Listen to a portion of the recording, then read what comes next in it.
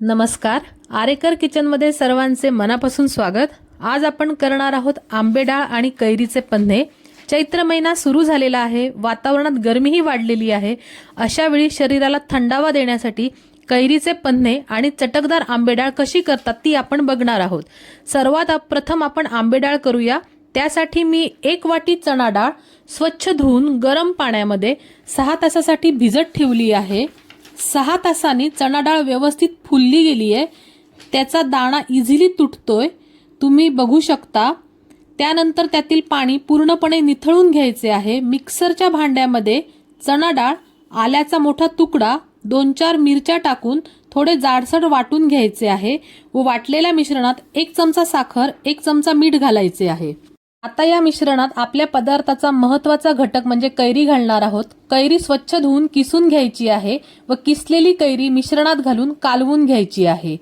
तडका pan मध्ये तेल कडकडीत गरम झाल्यानंतर 1 चमचा मोहरी, 1 चमचा खडा हिंग व अर्धा चमचा हळद घालून खमंग अशी फोडणी या मिश्रणात मिक्स करायची आहे व चमच्याच्या सहाय्याने ही फोडणी आंबे डाळीमध्ये व्यवस्थित मिक्स करून घ्यायची आहे।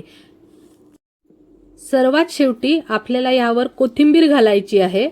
तयार आहे आंबट गोड तिखट अशी चटकदार आंबे डाळ। आता आपण कैरीचे पन्हे करूया। यासाठी मी काही चवीला आंबट अशा कैऱ्या घेतलेल्या आहेत। कैरी तासून घ्यायची आहे म्हणजे गर व्यवस्थित निघतो। कुकरमध्ये कैरी बुडेल एवढे पाणी घेऊन 4 ते 5 शिट्ट्या करायच्या। कैरीचा गर व्यवस्थित निघालेला आहे, त्यातील बाठा बाजूला काढून गर एका भांड्यात घ्यायचा। जेवढा गर तेवढाच गूळ घेऊन त्यात 1 चमचा भाजलेल्या जिऱ्याची पूड, 1 चमचा मीठ घालून व्यवस्थित मिक्स करून घ्यायचे आहे। गर गरम असेल तर गूळ बऱ्यापैकी मिक्स होतो व विरघळतो। गर थंड झाला की आपण मिक्सरमधून फिरवून घ्यायचा आहे जेणेकरून तो एकसंध होईल। हे बघा, तुम्ही बघू शकता। पन्हा करण्यासाठी 3 भाग पाणी, 1 भाग कैरीचे पन्हे व थोडे बर्फाचे खडे घातलेले आहेत। तयार आहे आपले कैरीचे पन्हे। मग वाट कसली बघताय? बाजारात भरपूर प्रमाणात कैऱ्या यायला सुरू झालेले आहेत, तर मग नक्की करून बघा। थोडीशी आंबट गोड तिखट अशी चवीला असणारी आंबे डाळ व रखरखत्या उन्हामध्ये शरीराला गारवा देणारे थंडगार कैरीचे पन्हे।